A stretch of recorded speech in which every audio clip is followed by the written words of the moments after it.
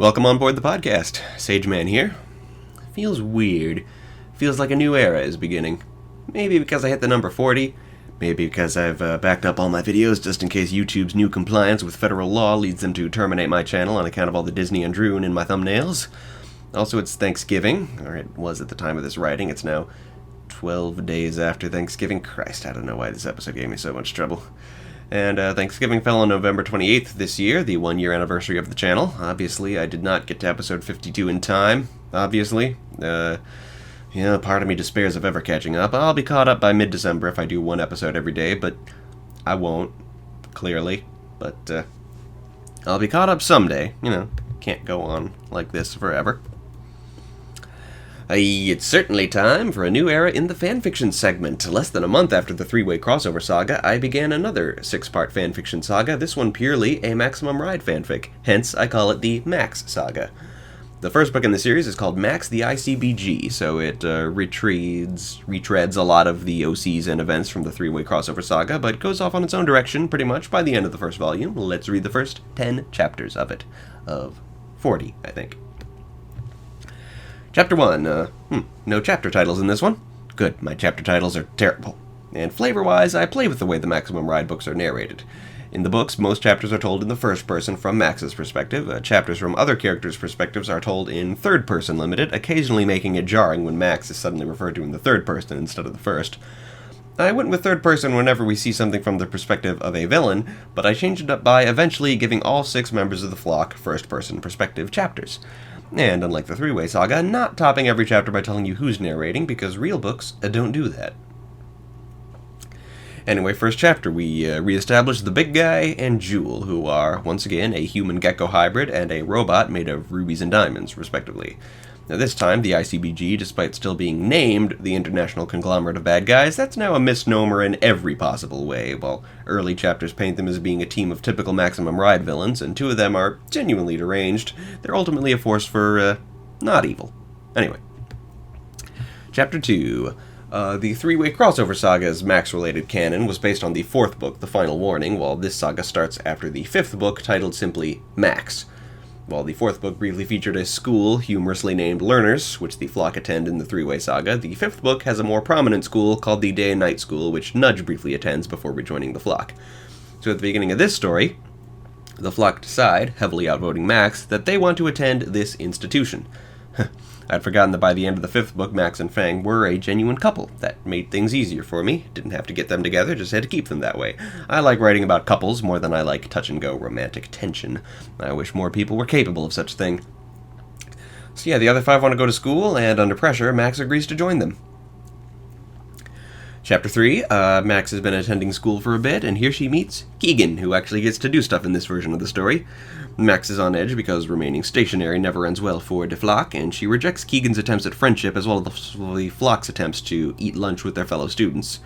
The narration in the story is actually quite good. I don't know if it's anywhere close to what the real Maximum Ride series narration was like, can't recall, but it is amusing and quirky and conversational. I've always lamented how I struggle with prose, but I did pretty well way back in this story. So once again we have Aaron, who I assume is not a werewolf in this version, but Nudge met him last time she was here. But Max gives in to Nudge's pleading and decides to let Nudge date him, making sure everyone keeps a very close eye on the guy. Chapter 4, Max and Fang go fly around romantically when they see an albatross with a 60-foot wingspan and human eyes. I think I'm more consistent with that in this story than I was in the first story, so we meet Albert, who is the albatross. Oh my god, I just got that. Danny, who is an octopus, and Laura, who is a frog. It runs through Max's head that these mutants are completely perfect and have normal human names, quite unlike most of the stitched-together mutants she's encountered in the past. Laura tells Max that the ICBG wants the flock's help, and Max realizes this is a new experience. These mutants are jealous of the flock's good looks and good PR. Max and Fang escape with the aid of a gun that Fang claims he never leaves home without, and fires very explosive ammunition, a new development I don't think was in Max canon. I think I made it up. We get a brief look at Ray and Ram, a stingray and a goat respectively, as their names would suggest. Max wants to flee the school, but Fang refuses. Chapter 5. Since the kids don't want to leave the school, Max consults Jeb, who's never heard of the ICBG. Iggy and Max talk a bit about how Max is always so concerned with the flock's well-being, and he asks if Max will consider looking out for herself, enjoying her relationship with Fang. It's a nice moment. Chapter 6, Villain POV Chapter. The big guy is upset that Max and Fang escaped, but Laura promises to get them and pluck them like the poultry they are. Oh damn, that's a good line. One that would be hard to use outside of Maximum Ride. I can't use every gold nugget I find, but the fun part is in the finding. The big guy assigns Albert and Felicia to the next mission, and as he did in the previous story, Jewel beats the shit out of Laura for her failure. It's explained that they've all reported Jewel's sadistic tendencies to the big guy, but never been believed. That is way too real. Kinda hard to sympathize with the big guy after that, even though that's what I go for a while. Chapter 7, Keegan is ecstatic that she and Niles are now going steady, and she shares these feelings with Max, who, having eased up, is all for it. Nudge excitedly tells Max about an upcoming date with Aaron, and briefly asks about the ICBG. Keegan expresses recognition at those letters, then runs away. Max lets her, and remembering her well-established trust-no-one policy, forbids Nudge from ever seeing Aaron again. Chapter 8, Max and Fang are making out in her bedroom, and he goes for her bra, and I put a lot of emphasis on how you have to navigate Max's wings to get to her bra clasp. I just thought that was a good moment in the previous story, and he clearly wants to have sex, and she thinks they should talk about it, so he talks, and he's very convincing, and she says, okay, let's do it right friggin' now. So they start to undress, still talking, when Max mentions that she forbade Nudge from seeing Aaron and the rest of the flock from forming any bonds with the human folk, which pisses Fang off enough that he stops trying to bang her and accuses her of trying to ruin the first good thing that's ever happened to them. They fight and part ways. Chapter 9, this being the first chapter told from Fang's perspective. Fang goes to bed angry, but is awakened by the rest of the flock doing a great deal of taunting and teasing, and turns out they're all in a good mood because Max has retracted her previous order. She'll allow everyone to be social, and she wants to start over with Fang. Chapter 10, back to Max's perspective, she asks Nudge for a makeover. While that's happening, they talk about Nudge and Aaron, and Nudge admits she makes out with him all the time, despite only having been with him for 3 days now. Ella turns up at the dorm to visit Max, and Ella and Nudge are very interested in the fact that Max covertly plans to lose her virginity tonight. Max is planning a double date with Keegan and Niles, hoping she's wrong about Keegan being a traitor of some sort. Okay, good start. No real meat on its bones yet, but, it definitely got some people's attention. Golden nuggets aplenty. We are at Droon, Book 33, Flight of the Blue Serpent. This is my least favorite book in the series for a number of petty reasons. First of all, it's the only book in the series I didn't get new, so there's noticeable wear and tear on my copy of it. I'm spoiled, so I resent the book for that. Also, this is the second and final appearance for the Prince of Stars, and it just doesn't sit right with me. I was very interested in the Prince of Stars when he appeared in The Ice Caves of Krog, which I read as a kid, so when he came back in this book, which I didn't read until I was an adult, I was underwhelmed and didn't like the implications. Chapter 1, Storm in the North. We pick up where we left off, the Dragonfly making its way north with a pretty big contingent of heroes, the 4 kids, Max, Galen, Queen Relna, Friddle, Jumbo, and Mudgy. They are heading north in search of the fabled Blue Serpent, which flew in from the upper world 100 years ago and left behind a rain of blue snowflakes, one of which they have with them and suspect of having marvelous magic powers. Eric is worried about the safety of the 3 sons of Zara. Mudgy explains that he believes the Blue Serpent... misspoke. Okay, Mudgy explained that he believes the blue snowflake to actually be one of the serpent's scales, and that perhaps the serpent needs the scale back in order to fly home. They get shot down by icicles and crash to the snowy ground below. Chapter 2, Ice Bones. The icicle-wielding attackers prove to be skeletal ice warriors, the legendary Nesh. The wizards fight back, and Eric begins to fear that he's not as powerful as he was before the incident with Salamandra, but Galen successfully drives the Nesh away. While Relna and Friddle repair the plane, Mudgy leads the others to roughly approximately where the Blue Serpent crashed. Eric frets about Ko's prophecy. Mudgy meets his old friends, the Snowfolk, a race of rotund little people led by the white-bearded chieftain Bagel. The Snowfolk, who call the Nesh warriors the Yugs, explain that they've never seen the Blue Serpent or its master, but hear their voices in their heads all the time.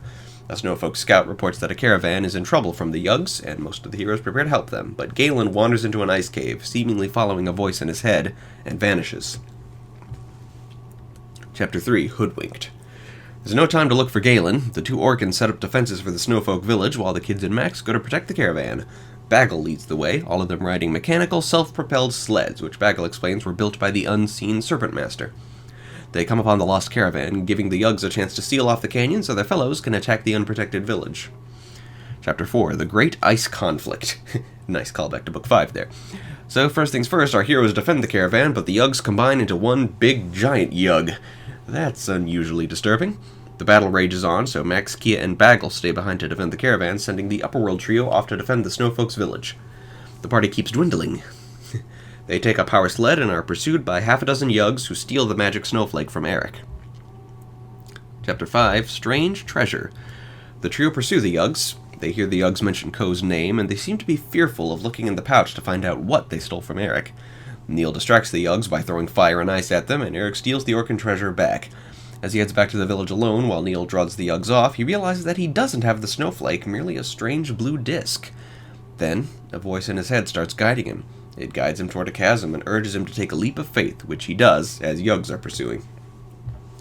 Chapter 6, In the Underground. Eric opens his eyes to find that he's riding the Blue Serpent, flying over the hills of the upper world. The Serpent flies into a storm and straight to Droon, then Eric is once again at the bottom of the chasm, where the voice tells him to find a door. He searches the chasm walls until he finds a door, and falls right through it. Chapter 7, The Enchanted Room. Eric is now in a giant icy dome where three little birds sit in an ice-sculpted tree. There he reunites with Galen, and they examine the nature of this strange enchanted room, and a note the Serpent Master left behind of having lost his memory. Galen worries if the Serpent Master might actually be Uruk, but Eric instead thinks it's the Prince of Stars, which is a thought that sits much easier with Galen, thinking Ko's prophecy will not come true today. With that, they are returned to the surface. Chapter 8, Snow Racing! Eric and Galen rejoin their friends as they battle the Yugs, and rocket off to the Snowfolk village where a massive army of Yugs are preparing for a siege. Kia gives the order to check in on the Dragonfly. Relna and Friddle report that it's in good enough condition, so they fly to the battle, successfully getting into the village to prepare a counter-siege, but the Yugs have made their opening move, blasting open the gates to the village. Chapter 9, The Green Flame. The Snowfolk counter the siege by pouring hot water on the advancing Yugs. Galen and Eric go to help the Prince of Stars. The portal back to the upper world will open soon. They head back to the icy dome and find the Serpent is there now. The rest of the heroes unite with them just as Ko turns up, ready to see his prophecy fulfilled. Chapter 10, A Wizard's Duty. Inside the dome, Eric finds the Blue Serpent, tired and wounded. He places the Orkin treasure back on the Serpent's scales, and the Prince of Stars appears. Eric immediately realizes his was the voice he's been hearing in his head all day. The Serpent is rejuvenated, and the Prince confesses to still remembering very little of his life apart from the Serpent. The portal to the upper world opens, and Lord Spar appears, here to atone for having battled Uruk long ago. Galen and Spar are reassured because the prophecy is not complete. All three sons of Zara are not here. Ko enters the dome and shoots at Galen, and Spar and the Prince. Eric takes the bullet for Galen. Furious, Galen blasts Ko, knocking him into the chasm. Ko falls to his death. Eric has one last thought, the realization that the Blue Serpent is actually no living being but a mechanical device of some sort, before he loses consciousness. And thus, for the first time ever in a non-special edition, we leave Eric's perspective and switch to that of Julie and Neil. The rainbow stairs appear, and Galen urges Julie and Neil to ascend them before the Yugs do. They do so, as the Droon heroes load the unresponsive Eric onto the Dragonfly, and Julie and Neil return to the upper world, to Eric's house, without him. So, yeah, kind of an underwhelming book overall. Granted, at the last second there they kill off Ko and nearly kill off Eric, and that's absolutely shocking, so credit for a good and earned ending, but ultimately the setting was boring, the snowfolk were boring, and the Prince of Stars appearance made me dread that they might be leading up to a reveal that the prince is in fact Uruk, which, spoiler alert, that's what they go for. The Prince of Stars is Uruk. I don't get that. If he's Uruk, why do Galen and Eric find him vaguely familiar instead of just recognizing him? Even if he's aged a lot, which doesn't seem to be the case, you'd think, but whatever. Bagel. Pretty underwhelming as far as one-shot characters go, but a good place to plug in a very good voice actor, Mr. Fred Tatasciore. He's good. I like him.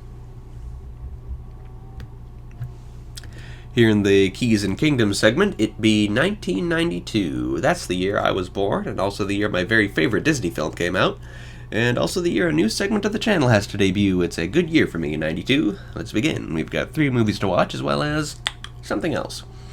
So we're starting with Newsies. Not very familiar with it. I understand it's a musical about paper boys. I think a very young Christian Bale is in it. I understand the choreography is very good, but that it's ultimately not a very good movie, that it would have been better if it had been a Broadway show, which it is now. I wonder why I put it on my list. It's not especially speculative. Perhaps I just wanted to see the choreography. Let's take a look at it. We open with the words, based on a true story. But is it based on true choreography? Our teenage narrator with a New York accent tells us it's the year 1899. Oh lord, that accent. I've heard about the accents in this film. This is going to be a long one, isn't it? For 2 hours. This film is 2 hours long. Yay. And, hey, that is a young Christian Bale. Is he our lead? Awesome. So the Newsies, in their caps, they hawk newspapers for really shitty pay. They live in a lodging house. We open on a bunch of them sleeping outdoors. Okay, the Newsies have names like Boots, Skittery, Snitch, Cowboy. What the hell? Good ideas for nicknames for young rogues and urchins, though. You know, gad, the New York accents are atrocious, and they sing in them, oy vey. Still, the song ain't bad. None solo. And then back to the Newsies. Okay, Christian Bale is Cowboy, perhaps so named because he wears a red neckerchief. And he has a rung-in with the local bullies, the Delancey brothers. I'm mostly looking at the sets and outfits, for reasons I'll talk about next episode. The sets, incidentally, look pretty fake, but that doesn't bother me. It reminds me I'm watching a movie that a lot of people worked hard on, and I like movies. The costumes are neat, very 1899 New York, I assume. Never been to New York or 1899, much less both at once. So let's see, the Newsies have to buy the papers before they sell them? That doesn't make sense to me, but I assume it's, like, historically accurate. So one Mr. Pulitzer, the Pulitzer I assume, competing with William Randolph Hearst. There's a newspaper distribution wars of some sort. I don't know the story, but every actor looks real familiar. Who's in this? Robert Duvall is Pulitzer, vaguely familiar name, a distinguished actor, I assume. Okay, Cowboy doesn't always go by that nickname. He is Jack Kelly, and he's training two new Newsies, brothers David and Les, teaching them to stretch the truth to move more papes, as they're called. We get some of Jack's backstory, usual street urchin stuff, parental abandonment, jailed for stealing bread. Jack has dinner with David's family, and we learn David is working because his dad got injured and fired from his factory job. Jack has a musical number about longing for a family of his own. Neither the melody nor Bale's singing voice are powerful enough to express it properly. Yeah, not a great film so far. I can see why I didn't do great critically, but I'm invested, regardless. Pulitzer and some lackeys do some greeding and misering about making more money than Hearst, and eventually decide to jack up the prices required for the Newsies to buy the papes. The next morning, the Newsies are pissed off, none of them willing to buy, sure their livelihood is gone. Jack decides to hold the paper hostage until the price is reduced, effectively going on strike. If we don't sell papes, nobody sells papes, so they decide to organize every Newsie in New York for their strike. I, for one, like labor unions. They're still the reason my dear grandfather never votes Democrat, apparently, but whatever. Protest gets shit done. Oh, hey, Bill Pullman. He walks by and watches the musical number. He'll be important, I assume. Later, apparently. There he is. His interest in the strike turns out to be because he's a reporter. Although how is he going to report on the Newsie strike if the Newsies don't let anyone sell papers? So they talk about their strike to a Brooklynite newsie by the name of Spot Conlon, played by Gabriel Damon. Ain't that the kid who played Littlefoot in The Land Before Time? Why, yes it is. I got head for names, especially the names of voice actors. David performs a rousing musical number. The dancing in this film is a fuck ton better than the singing, I gotta say. And I've been waiting for the halfway point of the film so I can say I made it halfway before getting bored and moving on to the next movie. At this halfway point, it seems Pulitzer has hired some thugs to take out the striking Newsies, but Spot and his Brooklyn Newsies turn up and fight the thugs off, so they once again succeed at preventing the paper from circulating. The song they sing to celebrate their victory, King of New York, is the catchiest song in the film thus far, and Pullman sings a bit in it. It's really cute. I repeated it. When I replay a song, you know it's good. At least by my standards. Okay, now I'm gonna go watch Aladdin. Okay, I'm back to Newsies. Ain't that a weird piece of time travel? I just wrote my Aladdin segment, but you won't hear it for a few minutes because I finished watching and writing about Newsies. That's crazy. I mean, you have to take my word for it that I even did that. That's how good a time traveler I am. Their next move? Something big. Meanwhile, one Mr. Snyder has figured out that Jack Kelly is in fact escaped prisoner Francis Sullivan and reports as much to Mr. Pulitzer. So the Newsies put on a big performance in the hopes that the papers can't ignore it, but the heads of all the papers have been gathered by Pulitzer, seemingly to discuss Jack's true identity. Meanwhile, Snyder shows up at the Newsies gathering to arrest Jack, and the cops raids the place, and there's a big fight scene. The Newsies stand together, but there's just too many coppers. And we cut to all the Newsies at court without a lawyer. Each of them is sentenced to either pay $5 or spend 2 weeks in prison. Denton, that's Pullman's character, I don't think I mentioned that, reveals that none of the papers cover the rally because they all did exposés on the truth about Jack, his name, and the fact that his parents are not buying land in Santa Fe, as he claims, but his mother is dead and his father in prison. Snyder recommends his incarceration until the age of 21, and the judge agrees. Jack is dropped off at Pulitzer's house on the way to prison. That doesn't make sense legally, but Pulitzer gives him a lecture about power and whatever, and offers Jack his freedom and a massive bribe to end the strike. Jack replies, "I must have you pretty scared." Badass. David helps Jack escape the paddy wagon, and they hide out in a back alley. Jack chides him for being so reckless, and they have their plot-mandated friendship failure, and we cut to Jack incarcerated, feeling utterly beaten down. The next day, the Newsies discover that Jack has taken Pulitzer's deal. He's been hired by Pulitzer as a scab, and the Newsies are enraged. David confronts him, and Jack spits that he's gotta look out for number one. But the next day, Jack's out hawking papes when he sees David being beaten up by those bully brothers from earlier. I already forgot their name. And joins the fight, beating the bullies down and saving David. Later, Denton reveals that the Newsies' strike is encouraging sweatshop kids and all the other child labor in the city, and the higher-ups of New York are terrified. They decide to print some pamphlets to spread the word. Nice, this is becoming a genuine revolution. With enough pamphlets. There's an epic pamphlet printing scene set to an awesome war ballad. You can't have a war without the flow of information, often overlooked. A motherfucking army of child laborers turns up for the newest strike, and Jack and David confront Pulitzer in person. Pulitzer has a complete and utter breakdown, and Jack goes outside to announce that they've won. Snyder turns up, and Jack tries to hide, but Denton assures him it's okay. The House of Refuge has been shut down, and Snyder is arrested thanks to some influence from Governor Teddy Roosevelt. I don't get it. Either I'm historically ignorant, or Disney is just making up a really weird story. I assume the former. The rest of the Newsies head to the papers to do their jobs for a reasonable price, and Jack turns up too, having decided not to strike out for Santa Fe, but to stick with his Newsie friends. Oh, directed by Kenny Ortega. I really should have known that. You know, this may not be an especially popular film, but at least it's a real Disney film, not like that Disney Channel schlock that Ortega does these days. Sad, really. And songs by Alan Menken. No kidding. That was, okay, I guess. Not sure why I had it on my list, but, you know, I do like the turn of the 20th century outfits, and thinking about, well, I'll tell you next episode. Credits. Dialect coach Alan Parton. Way to suck at your job, Alan. Okay, it's probably not Alan's fault. I'm sure he did the best he could. If you have a legion of child actors, you probably won't get very good dialects out of most of them. And now, Aladdin. This is my aforementioned favorite Disney film, and I can't wait to watch it with you. According to Disney's official Twitter account, today is the film's anniversary. How appropriate. Script edit last week was the film's anniversary. I don't know why this podcast is taking me so long to get done, goddammit. Anyway, back on script.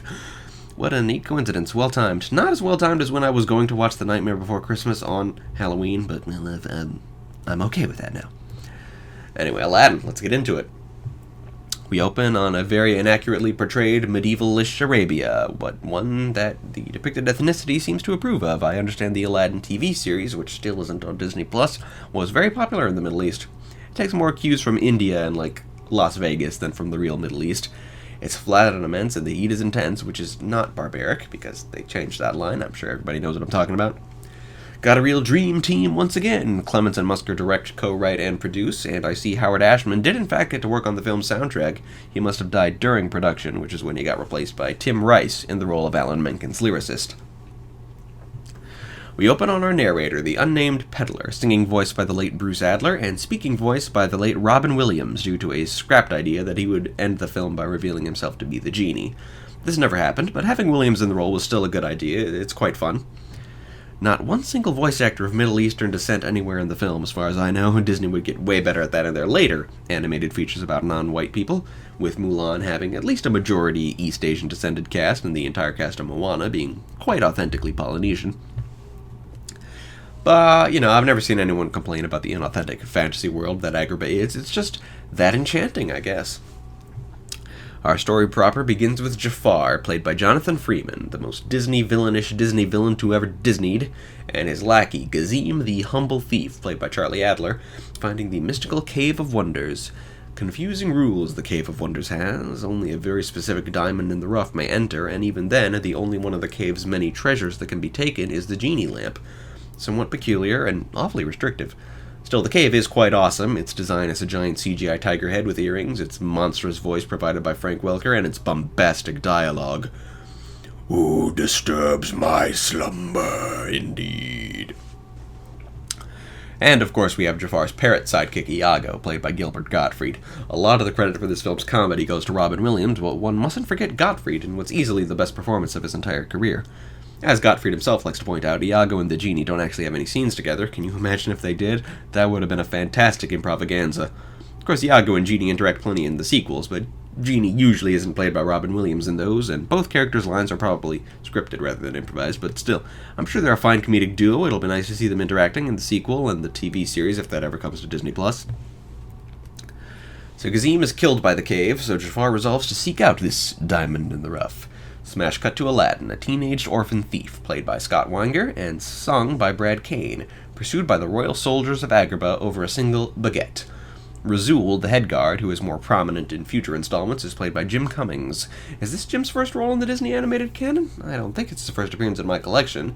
That's right, he was a bullet in Roger Rabbit, and he's done a shit ton of voice work in Disney television series at this point, but this will be his first appearance in the canon, yes indeedy.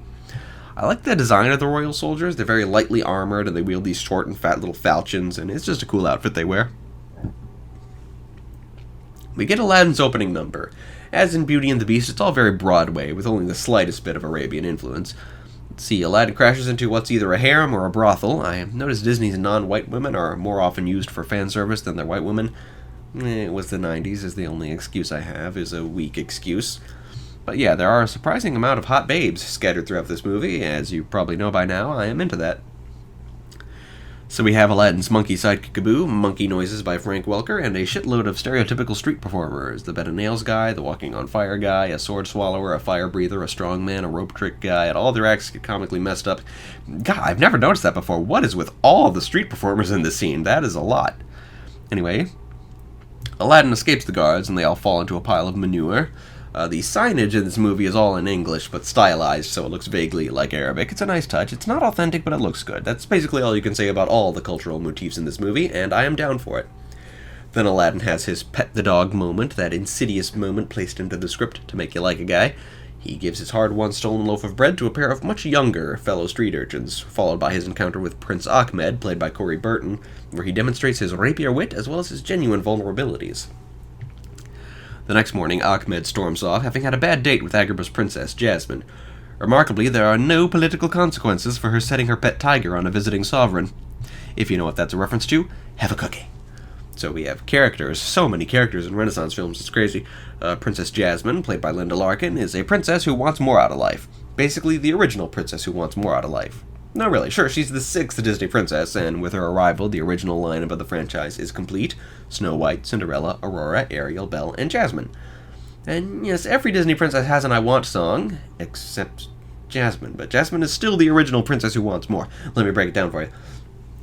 Of the 6 original Disney princesses, Cinderella and Belle are peasants, so they have an excuse for wanting more. Of the remaining 4, Snow White is an indentured servant despite being a princess. Aurora was raised as a peasant. One could say Ariel is the original princess who wants more, but the fact that she's a princess is never really relevant to the plot, except as a reason for her father to possess a powerful magical artifact. Jasmine is all about complaining about being a princess. Basically, every Disney princess trope that people make fun of that didn't come directly from Snow White comes directly from Jasmine. Jasmine has too much spunk for her own good. When Aramy was very tiny, she got as a Christmas present a set of Disney princess dolls from the Disney store, extremely film-accurate dolls of all 10 princesses that existed at the time, and one of the first things I did when she and Zia and I were playing with them was arrange them in the order of most to least likely to kick your butt. Jasmine was pretty far off in the kick your butt end, and when Zia questioned this, I reminded her I didn't say able, I said likely. Jasmine may be a non-combatant, the last Disney princess to be a non-combatant now that I think about it, but as far as getting in your face and messing you up, she will try her best, damn it. We also have her well-meaning but utterly incompetent father, the Sultan, played by Douglas Seal, and her tiger Raja, tigered by Frank Welker. I've seen a lot of sources credit Russi Taylor with the role of Raja, usually when making arguments about Raja's gender, which, no, I don't think Russi Taylor could make for a convincing tiger, so no, if you've seen that piece of misinformation, I assure you it's not true. Russi isn't even in this film, it's Frank. This film's writing has a quirk you usually see in much older writing of Middle Eastern characters, that being that they bring up Allah a lot more often than is strictly necessary. Allah is just the Arabic word for God. Arabic-speaking Christians also worship Allah. Muslims worship God, the Abrahamic God, the same individual worshipped by Jews and Christians. I'm just saying, they're effectively a trilogy of religions. I don't know. I realized several years ago that I don't believe in God anymore, and only became okay with it, like, last month. I felt terribly guilty for years about no longer believing that God exists, but I'm at peace with it now. I do see what the filmmakers were going for, a chance to say things like by God and God forbid, which you can't say in a G-rated film, by making it sound exotic. And here is where we learn Jafar's job and qualifications. He's the Sultan's royal advisor and a mediocre sorcerer. He has to use his snake scepter to hypnotize the Sultan into giving him a blue diamond required for his divinations, and to figuring out who the diamond in the rough is. That night, Jasmine sneaks out of the palace in an attempt at getting her own life. She disguises herself by wearing slightly more authentic Muslim garb instead of the go-go outfit she usually wears. Soon, Aladdin sees Jasmine during his daily thieving and instantly falls for her. She turns out to be so naive that she thinks she can just take an apple from a guy's cart, and the apple merchant, also Jim Cummings, is plainly about to cut off her hand in the traditional Arab punishment for stealing, yikes, but Aladdin swoops in to rescue her, claiming she's his mentally ill sister, to which she plays along, and they get out of there. I do like the depiction of Agrabah's economy, so many merchants and performers, great for inspirations of building any town. Jafar performs a very elaborate magic ritual to determine who his diamond in the rough is, leading him to the discovery of Aladdin's identity. Aladdin takes Jasmine back to his apartment, and they do their usual Disney bit of flirting and developing. I really don't know why people give later Disney films so much crap for insta-love. They actually write relationship development quite well. There's more effort put into it than in most live-action films. Granted, they've been on screen together for a total of 4 minutes by the time they go in for a kiss and the guards show up, but there were some very well-written conversations in those 4 minutes. The guards, sent by Jafar to collect his proverbial diamond, show up. Aladdin and Jasmine get captured, but Jasmine reveals her identity, and Razul tells her she'll have to take it up with Jafar if she wants her friend released. Jasmine does so, but Jafar lies that Aladdin has already been executed for kidnapping her.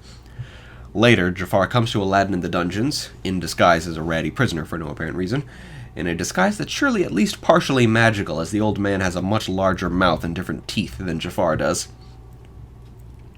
Jafar springs Aladdin and brings him and Abu to the Cave of Wonders. Aladdin struggles to get the sticky-fingered Abu to comply with the don't touch anything rule, and here they meet one of the 2 magical sidekicks. As a commercial for the Aladdin TV series once pointed out, Aladdin has a pretty good amount of sidekicks. I refer to the flying carpet, who, given no voice to tell Aladdin his name, is simply called Carpet. Details about him include his very elaborate design, painted onto his character model using CGI. You'll notice he's much less ornate in the sequels and TV series. As for his Keys and Kingdoms counterpart, well, flying carpets definitely exist in D&D as mere magical objects. In creature form, a magic carpet is known as a rug of smothering, because that's how it kills you.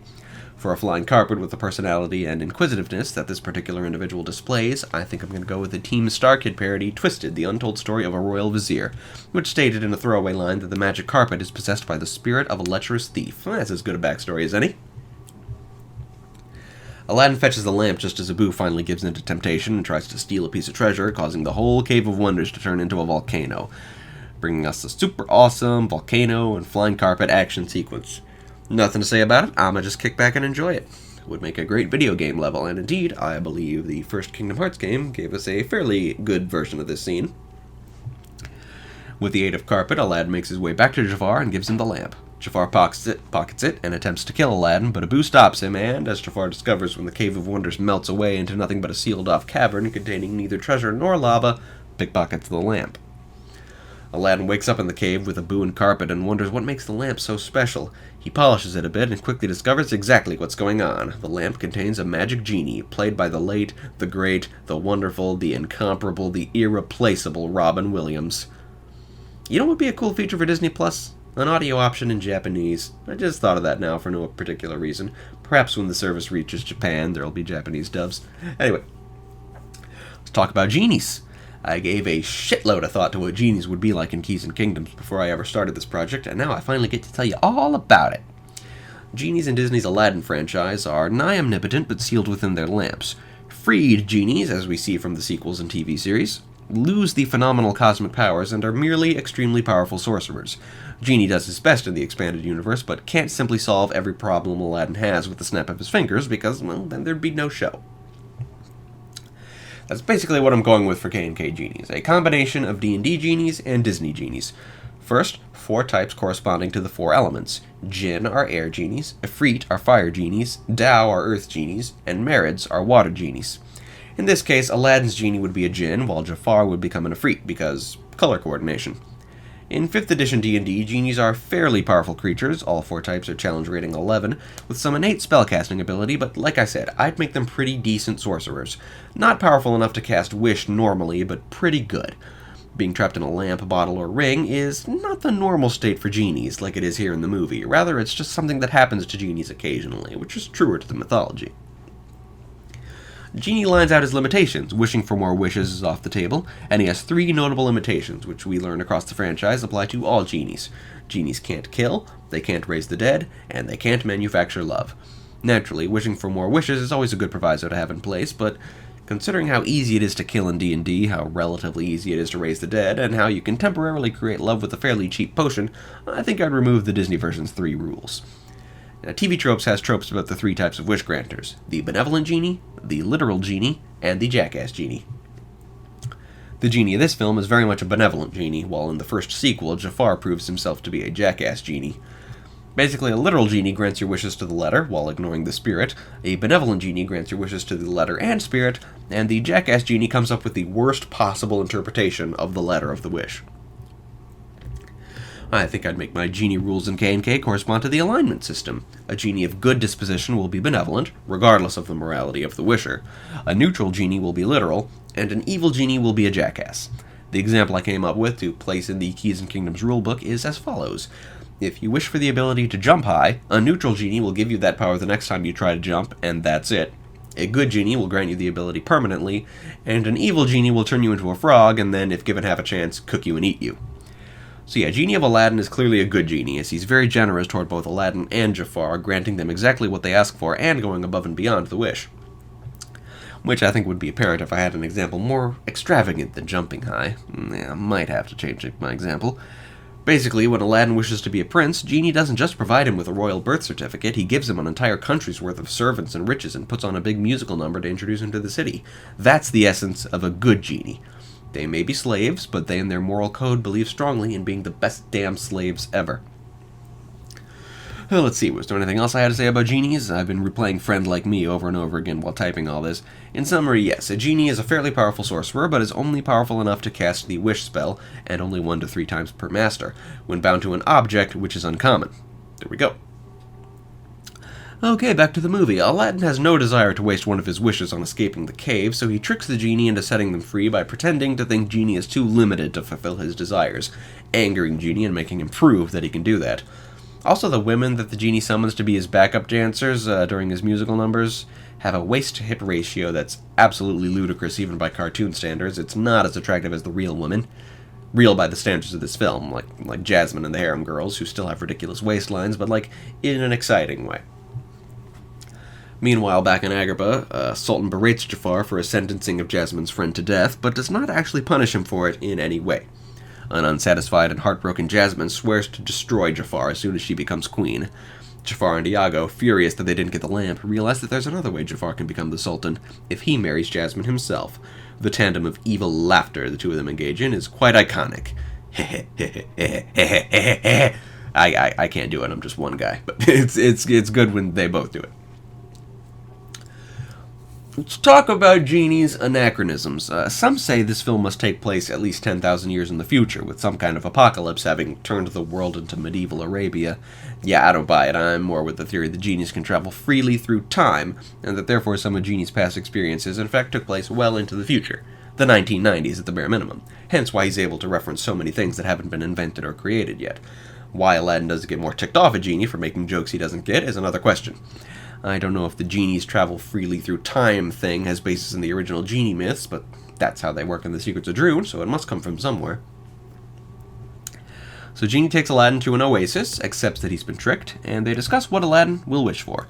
To Genie's surprise, Aladdin first asks him for recommendations, and Genie admits that what he'd wish for is freedom from the lamp so he could be his own person. Upon learning Genie can only acquire freedom if his master wishes for it, Aladdin promises to make that his third wish. Me personally, well, I'd like to think that I'd make my genie's freedom my first wish. I wouldn't want to subject a sapient being to the indignity of granting 2 wishes. I'd like to think that, but if I actually got my hands on a genie, I have to admit I probably wouldn't have the strength of character. I'd wish for something for myself. Though I might be persuaded if my genie made a speech like Genie does here about how great freedom would be. It's a really sweet speech. Genie isn't quite convinced that Aladdin really will set him free, but he's more on board for granting Aladdin's first wish. Aladdin, with the desire to have a chance with Jasmine, wishes to become a prince.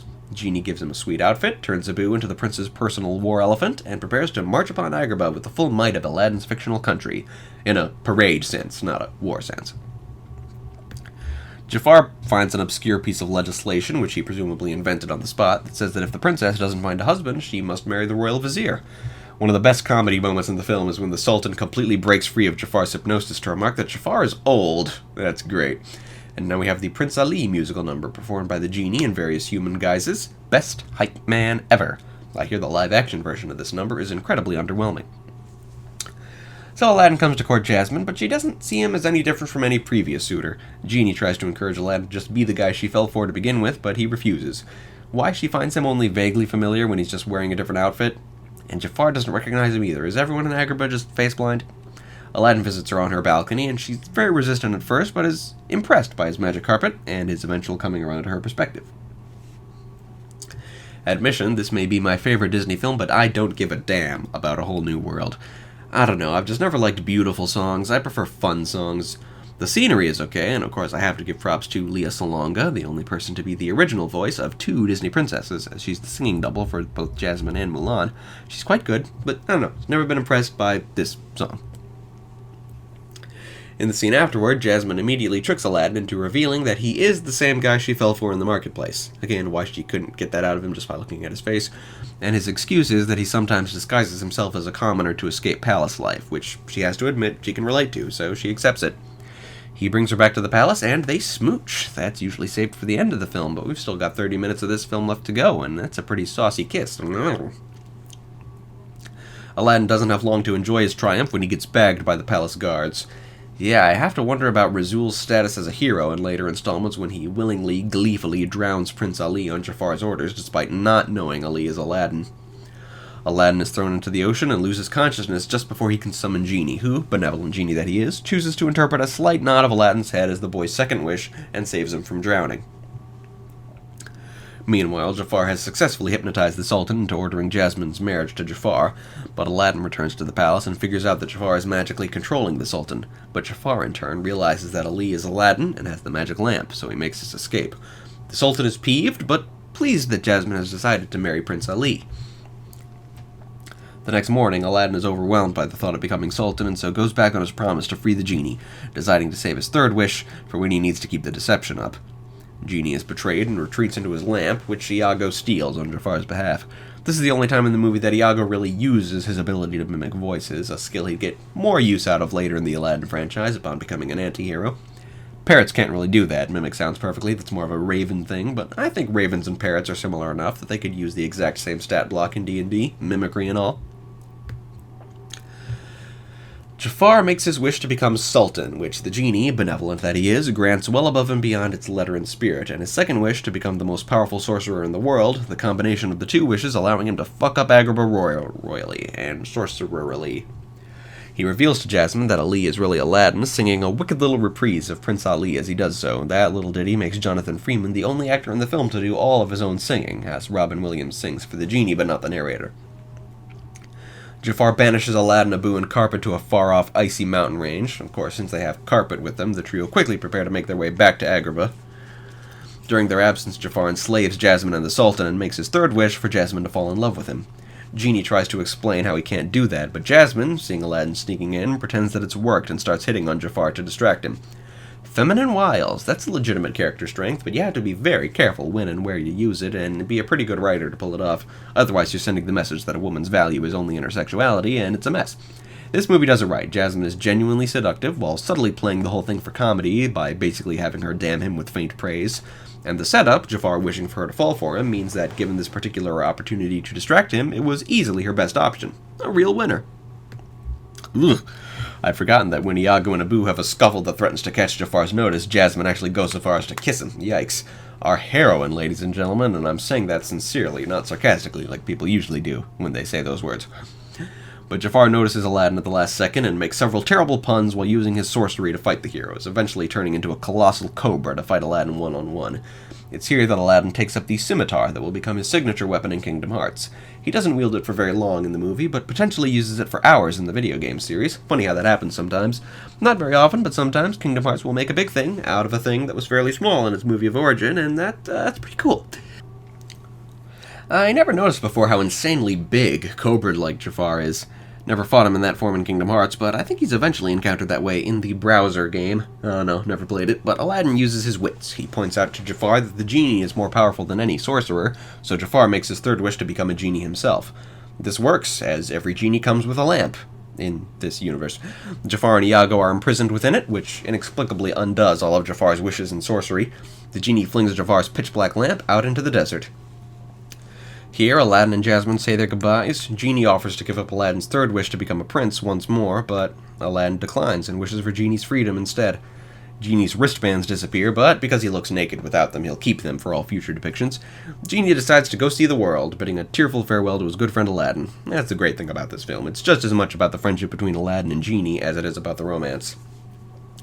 The Sultan, meanwhile, decides that since he's an absolute monarch, he can just change the law that says the princess has to marry a prince. There we go. And it doesn't feel cheap. Aladdin did have to prove himself, after all.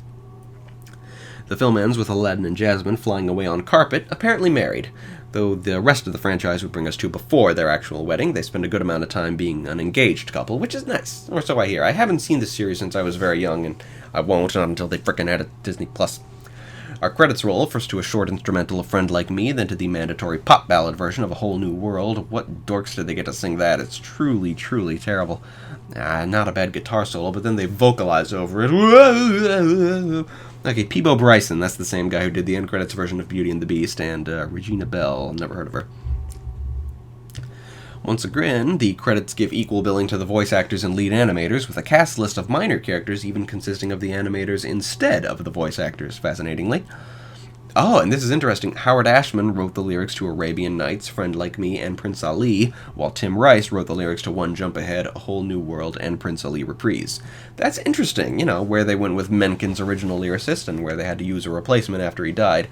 That's pretty cool. I have to give the edge to Howard as far as lyrical awesomeness. The Genie songs are my favorite, and Arabian Nights kicks ass. Not to put down Tim at all, mind you. His three definitely have some pretty cool lyrical twists and turns. And the film ends with Genie giving one last shot to ham it up, loudly thanking the audience in voiceover for sticking around. Gotta say, I did not expect that. I guess I've never watched the movie all the way through the credits before. And finally today, it's The Muppets Christmas Carol. Sorry, The Muppet Christmas Carol. That's the actual title. Now, Disney wouldn't purchase The Muppets until 2004, but they did make two major motion pictures with The Muppets before then, both of them adaptations of classic novels, both of which have Disney adaptations I've already covered here on the podcast, so while I love The Muppets, for the purpose of this collection, I'm only covering Muppet titles that are actually Disney films, this one being the first. Let's go! We open with a memorial to Jim Henson and Richard Hunt. This is the first major Muppet production since the 1990 deaths of the Muppet Mastermind and his fellow core puppeteer. Many of their characters were retired until the 2011 Muppets reboot, while those characters too iconic to retire were passed on to other puppeteers. With Henson and Hunt gone, there are four core Muppet performers remaining: Frank Oz, Dave Goelz, Jerry Nelson, and Steve Whitmire, who do basically all of the characters in this film. Bit of a lonely Muppet cast. Brian Henson directs. I said back in Return to Oz that I didn't think much of Brian Henson because he fired Steve Whitmire, who I adore, but having researched the both of them a little, I realized that when I said I adore Steve Whitmire, I meant I adore his performance as Kermit the Frog. I don't know a thing about Whitmire as a person. According to Brian Henson, he was a diva who often didn't show up to work and utterly refused to train an understudy for the role of Kermit, and so he should have been fired in 2004 when the Muppets were sold to Disney. Not sure why then it happened in 2016, if Henson had been gunning for it for 12 years, but that's Brian's reason for firing Whitmire, and for all I know, it's perfectly justified. I still wouldn't mind hiring Whitmire as an actor for some future project. Find out for myself if he's a bitch to work with. Anyway, as of 2017, Kermit is played by Matt Vogel, and while I love Matt Vogel, the fact that he's effectively the replacement of the late Jerry Nelson tells you all you need to know about how talented and versatile a Muppeteer he is. He's no Kermit the Frog. Whitmire is probably the single most versatile voice actor I've ever heard. The Muppets haven't done much since their ABC sitcom got canceled, which seems to be the reason Whitmire got kicked out, but Maybe someday they'll come back with a vengeance and Vogel will prove himself. Back to the movie. According to the handy-dandy opening credits, Paul Williams is our songwriter. That's awesome. Didn't know that. I love this film's soundtrack, and it's done by the same guy who did the Muppet movie. That's quite nice. Our Victorian London setting is inhabited by a seemingly equal population of humans and Muppets. Muppet productions offer an interesting look at what life might be like in the Keys and Kingdoms universe, now that I think about it. You know, human and animal characters being totally equal and no one finding that odd. After our lengthy establishing shot and a good dose of cannibalism jokes typical of Muppet humor, we come upon the Great Gonzo and Rizzo the Rat, played respectively by Dave Goelz and Steve Whitmire. They greet the audience, and Gonzo explains that he's playing the role of Charles Dickens, a very nice touch because a good part of the charm in Dickens' original book is the whimsical narration, which is usually excluded from the bazillions of film adaptations out there. In addition to his witty banter with Rizzo, Gonzo also narrates the occasional passage from the book that appears in no other Christmas Carol film, adding a level of book faithfulness and atmosphere that few other adaptations have ever had. So let's see, Muppets. Pretty hard to make sense out of the Muppets from a world-building perspective. We'll start with Rizzo, and even he is giving me trouble. Rizzo stands about 2 feet tall, right in between the size of a Mishka and a rat native, so I'm not sure which one he is. I'm leaning toward Mishka for the sake of diversity, since so many other Muppets are natives. As for Gonzo, his species being unknown is part of his shtick. The 1999 film Muppets from Space, the last non-Disney Muppet production, reveals him to be an extraterrestrial creature, but Muppet crew members and fans alike aren't especially fond of that film, and many think that knowing Gonzo's origins kind of ruins the character. That being said, I definitely want to create a Keys and Kingdoms creature based on Gonzo. An aberration, since those are the fantasy genre equivalent of space aliens, and I'd give it some of Gonzo's traits, you know, his tolerance for pain, his love of daring stunts, his overall delightful madness. For some reason, my brain is telling me that Gonzo is the K&K equivalent of a Nothic. Don't know much about Nothics, I'll have to look them up in the Monster Manual once I'm done with this film. So Gonzo narrates as Ebenezer Scrooge, played by Michael Caine, appears, and as our opening musical number is sung, we see that this movie isn't pulling any punches with its depiction of the cold-hearted Scrooge. Gosh, I'll have to replay this film and try to determine the species of every Muppet that appears. This time I'll stick with the main characters, as far as figuring that out. Scrooge arrives at his workplace, and the story begins where it usually begins. Scrooge at work at whatever it is he does, alongside his clerk, Bob Cratchit, played here by Kermit the Frog, who is played by Steve Whitmire. In this version, he also has a number of rats as other clerks for comic relief. The writing for Scrooge is incredible in this movie. Jerry Jewell, one of the original Muppet Show writers, is our screenwriter, and he's well known for being just top fucking notch as a writer. Kermit is, of course, a frog native. What I like about Kermit's design, it's an incredibly simple design. You know, Jim Henson picked him out to be the leading man because he's small and easy to carry around all the time. But one detail, basically one of the only 2 details on the default Kermit puppet, is the shape of his pupils. They're shaped like a real frog's pupils. It makes them very unique and cool. Scrooge's nephew Fred shows up, and they have a conversation straight from the book, played very straight. If not for Kermit in the background, you'd think you were watching a normal version of this story. Michael Caine is a truly brilliant Scrooge. Then the 2 charity collectors showed up, played here by Dr. Honeydew, and Beaker, played, like Gonzo and Rizzo, by Dave Goelz and Steve Whitmire. I always thought Beaker was a Jerry Nelson character, but no, apparently he was a Richard Hunt character, and Whitmire took over directly. And now that Whitmire's out of the picture, David Rudman. Bunsen has a song on the film's soundtrack, but a lot of songs got cut from the final film, so I guess Bunsen and Beaker are humans? Lots of Muppets are just humans with interesting skin tones, and they're very short, and in Beaker's case, unable to speak intelligibly. At closing time, Cratchit and the other clerks close up, and Kermit sings an adorable little song. It's lovely. That night, Scrooge is visited by Jacob Marley, or rather, in this version, they changed Jacob Marley to the Marley Brothers. Why? So this iconic scene can be performed by Statler and Waldorf. With the deaths of Hunt and Henson, Statler and Waldorf are now played by Jerry Nelson and Dave Goelz. I never really liked Jerry Nelson's Statler. It's not much like the original. After Nelson retired, Whitmire did it better. Who's the new Statler now that Whitmire's gone? Peter Linz. Okay, that's good that he's getting roles. Statler and Waldorf sing Marley and Marley, easily the best song in the film, which unfortunately is shorter in the film than it is on the soundtrack. They cut out a lot of music from this film. It's a crying shame. But anyway, as we all know, Statler and Waldorf are fantastic. So yeah, that Jacob Marley based on Dead and K&K Super has to be a thing. I like how the lockboxes sing. That's funny. Soon, Scrooge is visited by these spirits, and I absolutely adore how they handled the 3 spirits in this film. They're played by neither humans nor Muppets. Instead, each one is a highly unique puppet character. The Ghost of Christmas Past is an androgynous childlike figure which glows a blinding white and was puppeteered underwater in order to get that ghostly, floaty look. and the ghost takes Scrooge into the past to his school days. First his youth, then choosing his profession with the help of his headmaster, played by Frank Oz's Sam the Eagle. Sam also has a song that got cut from the film. Some producer or another hated music. Sam, an eagle native, but he's also blue. Real eagles aren't blue. Not sure what to do about how colorful Muppets are. Maybe dyeing one's skin exotic colors is a human fashion trend in K&K, like in the Hunger Games, and an eagle native might paint himself blue to fit in that kind of ridiculous capital fashion. Then Scrooge's young adulthood. Fezziwig is played by Frank Oz's Fozzie Bear and renamed to Fozziewig. Basically the whole reason the movie exists, to cast Fozzie as Fozziewig. And we find out what his business is, a rubber chicken factory. I suppose Fozzie would be a bear native, but we'd make him one that looks a lot more like a bear than Fozzie actually does, and a bear native would be human-sized. The Electric Mayhem appear in the background. They might be my favorite Muppets, and my favorite of all of them is Janice. And the Swedish Chef is there, a little background cameo by Ralph the Dog. Aw man, Keys and Kingdom's art simply has to be full of humanized, more photoreal versions of all sorts of Muppets.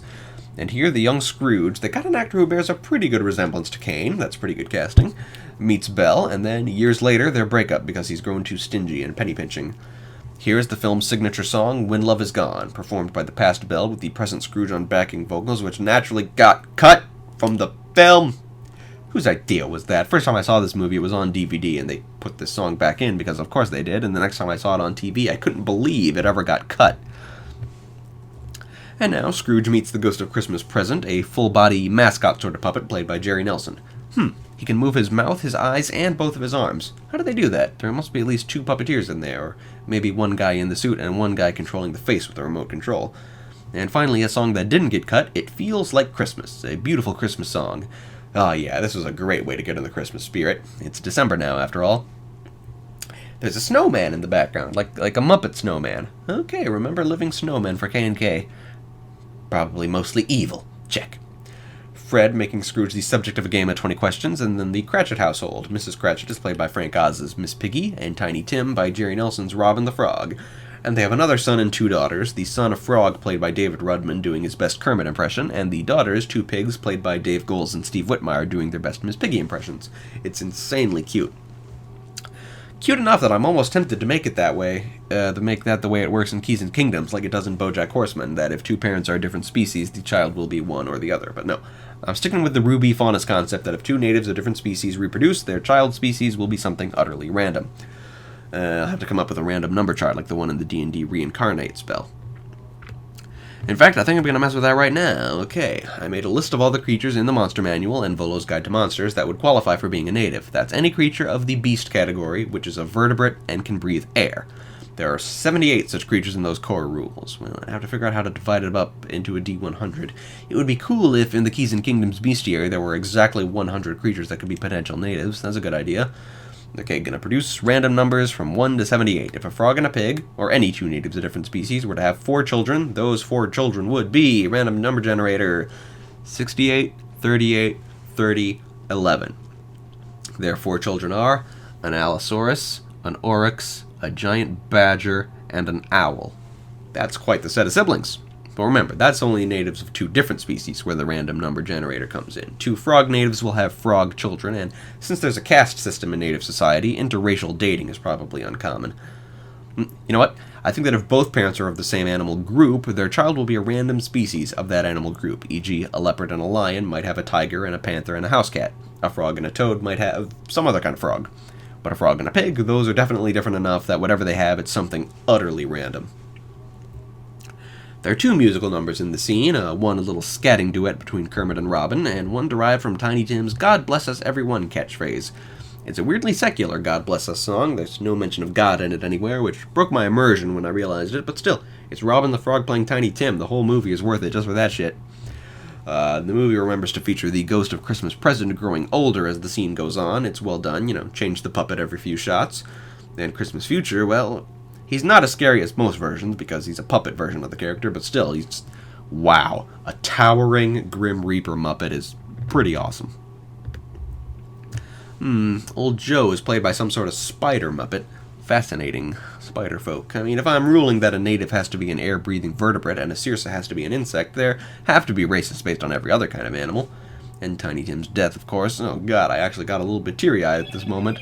I've never cried over the death of Tiny Tim before. I guess Miss Piggy crying over the death of Robin gives it more impact. And Scrooge, of course, in every version of the story, he's just way too slow to figure out it's his death. Doesn't really take seeing his own name.